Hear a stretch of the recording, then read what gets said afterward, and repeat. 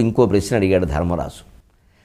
ప్రియవాక్య ప్రధానేన survey దృశ్యంతి జంతవః తస్మాత్ తదేవ వక్తవ్యం వచనేకా దరిద్రత అని ఒక సుభాషితం చెబుతూ ఉంటారు తాత. మామూలుగా ఏదో ఎదుటి వాళ్ళకి ఇష్టమైనట్టుగా మాట్లాడితే ప్రతి వాళ్ళు సంతోషిస్తారు, జంతువులు కూడా ఆనందిస్తాయి. సర్వే దృశ్యంతి జంతవః, అన్ని జీవులు, జంతువులు అంటే ఇక్కడ జీవులు, అన్ని జీవులు, చివరికి పశుపక్షాదులు కూడా. అసలు ఆలిస్తూ పిలిస్తే కుక్క దగ్గరికి వస్తుంది, అదిరిస్తే పోతుంది. మనుషులైనా అంతే కదా. కొంచెం ముద్దుగా పిలిస్తే చిన్నపిల్లాడు ముందు మొహమాట పడినా తర్వాత వస్తాడు. కోపంగా చూసామనుకో ముచ్చు మొహం పెట్టుకుని వాడు పిచ్చి మొహం పెట్టుకు వెళ్ళిపోతాడు. అంచేది అదే మాట్లాడమని చెబుతారు. కానీ ప్రియవాక్యం వల్ల సత్యానికి లోపం వస్తుంది కదా. అంటే ఇష్టమైనట్టు మాట్లాడడం కాదండి ప్రియవాక్యం అంటే. తప్పుడు వ్యాఖ్యానాలు చేసి సమాజాన్ని చెడగొట్టకూడదు.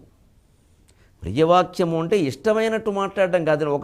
ఒక దోపిడీదారు మన పక్కన ఉన్నాడండి సభలో, వాడు దోపిడీదారుని మనకు స్పష్టంగా తెలుసు. కొన్ని వందల మంది భూములు వాడు మింగేశాడు, సభలో ఉన్నాడు. అక్కడ ప్రియవాక్యం ఏం మాట్లాడాలండి? అధ్యక్షుడైనా, కవి అయినా, పండితుడైనా ఎవరైనా ఉంటే సత్యాన్ని ప్రియంగా చెప్పే ప్రయత్నం చేయాలి, కానీ వాడిని పొగిడే ప్రయత్నం చేయకూడదు. వాడిని పొగిడితే నేను ఇన్ని పాపాలు చేసినా ఈ పండితుడు నన్ను పొగుడుతున్నాడు అంటే నేను చేసింది ఏం పర్వాలేదన్నమాట అనే నిర్ణయానికి వచ్చేస్తాడు.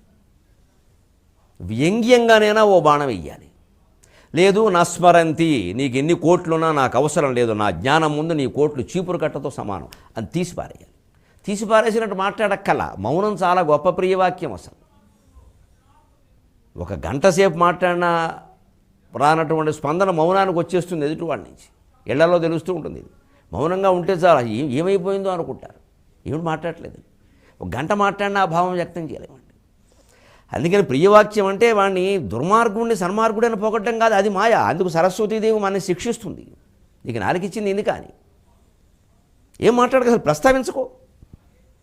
వీలైతే వ్యంగ్యంగా ఓటై కనీసం గుర్తుంచుకుంటాడు. అంటే మనం నేరుగా అనలేదు. ప్రియవాక్యం అంటే అదే. ఆయనకేదో కనిపిస్తుంది, కనిపించలేదు, మన ఉద్దేశం వేరే. అది ఆ తెలివితేటలు పండితులకు ఎలాగో ఉంటాయి. అందులో కవిత్వం వచ్చిన వాడికి బాగా ఉంటాయి, అవధానం నేరిస్తే ఇంకా ఉంటాయి.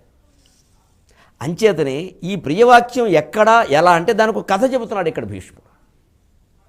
ఒక బాటసారి ఉన్నాడయ్యా, ఆయన బ్రాహ్మణుడు. ఆయన ఏదో పొరుగురు పెడుతున్నాడు. పూర్వం ఏముంది, అన్నీ అరణ్యాలే కదా, అరణ్య మార్గాలే కదా.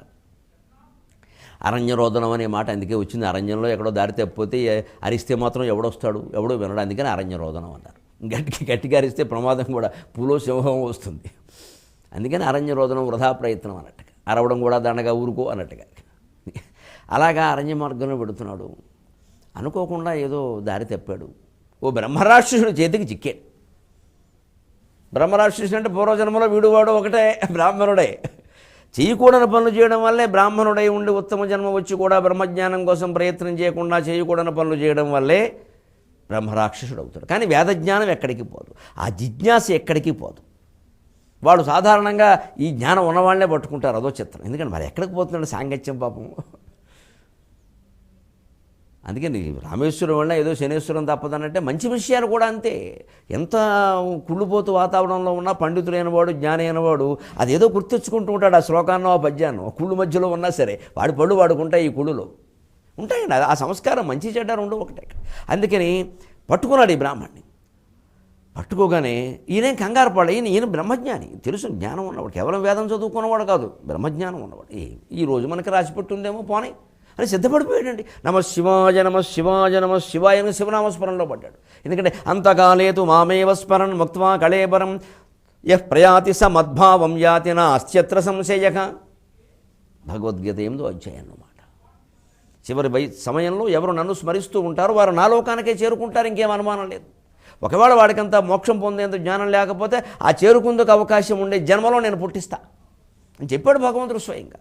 అది నమ్మకపోతే అలాగే నమ్మాడు పాపం ఆ బ్రాహ్మణుడు. హాయిగా నమ శివాయ నమ శివాయ నమ శివాయ అనుకుంటాడు శుభ్రంగా మనస్సులో. ఓం నమ శంభవే చ యోభవే చ నమ శంకరాయ చ మహేశ్వరాయ చ నమ శివాయ చ శివతరాయ చ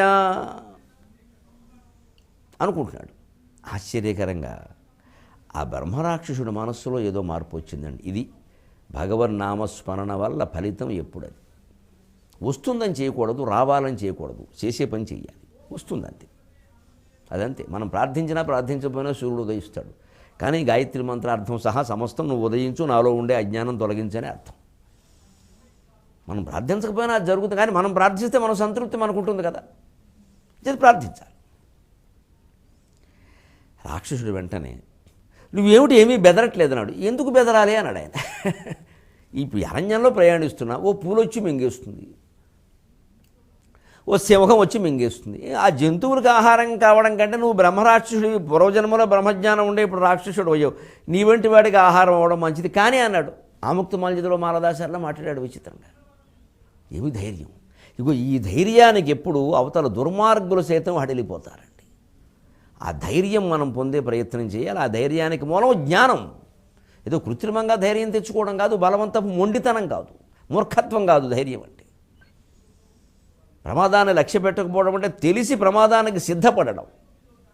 అంతేకాని ప్రమాదం అని తెలుసుండి కూడా అక్కడే కాలు పెడతా అక్కడే వేలు పెడతా అంటే కర్మ, అది మూర్ఖత్వం అంటారు దాన్ని. ప్రమాదం అని తెలిసినప్పుడు ఆ సిద్ధపడడం వేరే విషయం, తప్పదు కదా, సిద్ధపడ్డాడు పాప. అది ధైర్యం. అది ఆయనకి ఉపనిషత్ జ్ఞానం వల్ల వచ్చి అహం బ్రహ్మాస్మి తత్వమసి అయం ఆత్మ బ్రహ్మ ప్రజ్ఞానం బ్రహ్మ.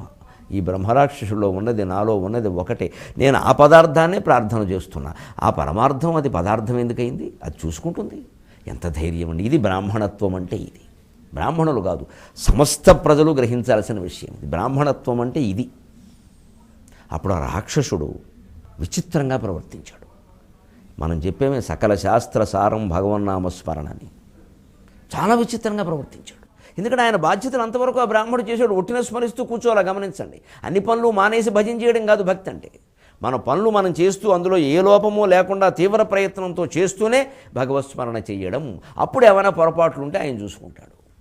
అప్పుడు ఆ చిత్రంగా మారిపోయింది అక్కడ వాతావరణం.